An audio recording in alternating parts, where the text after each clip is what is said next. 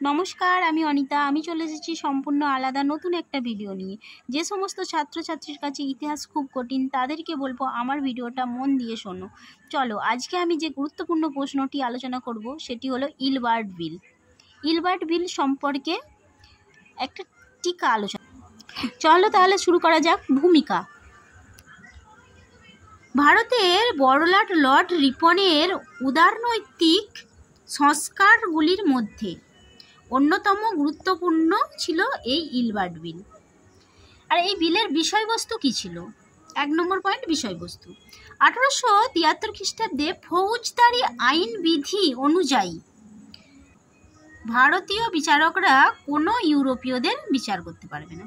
তাই বৈষম্য দূর করার জন্য ভারতীয় ও ইউরোপীয় বিচারকদের সমক্ষমতা ও সমমর্যাদা প্রদানের উদ্দেশ্যে লর্ড রিপনের পরামর্শ অনুসারে কর্টনি ইলবার্ট এই বিল প্রণয়ন করেছিলেন।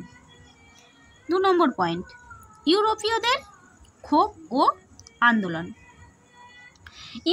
ইউরোপীয়রা ইলবার্ট বিলের এই প্রস্তাবে অসন্তুষ্ট হয়। তারা ইলবার্ট বিলকে মন থেকে মেনে নিতে পারেনি।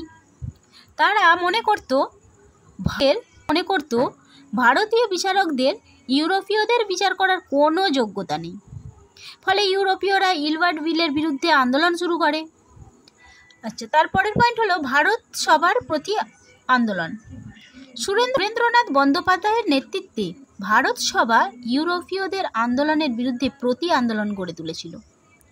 ভারতবর্ষের বিভিন্ন প্রান্তের মানুষ ইলবার্ট বিলের সমর্থনে আন্দোলনে যোগদান করতে থাকে।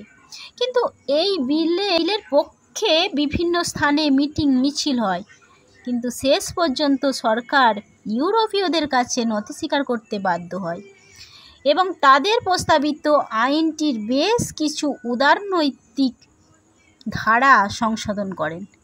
ইলবার্ট বিলের প্রকৃত উদ্দেশ্য ব্যর্থ হলেও ভারতবাসীর রাজনৈতিক সচেতনতা ব্যাপকভাবে বৃদ্ধি পায়। নমস্কার, ভিডিওটি ভালো লাগলে অবশ্যই লাইক, কমেন্ট ও শেয়ার করবেন।